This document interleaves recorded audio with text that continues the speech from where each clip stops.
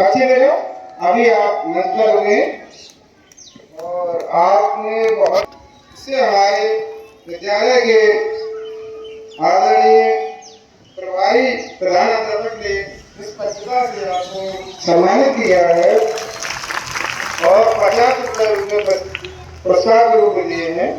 और हमारे साथी शिक्षक श्री राम प्रकाश नागपुरिया जी ने 100 रुपये पुरस्कार के रूप में आपको दिए हैं।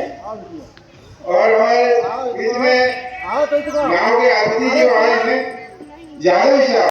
हर वर्ष मेरे शहीदों की मजारा पर वतन पर मरने वालों का यही आखिरी निशान होगा।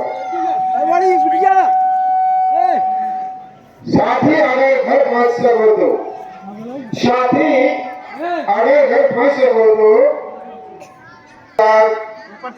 और बच्चों को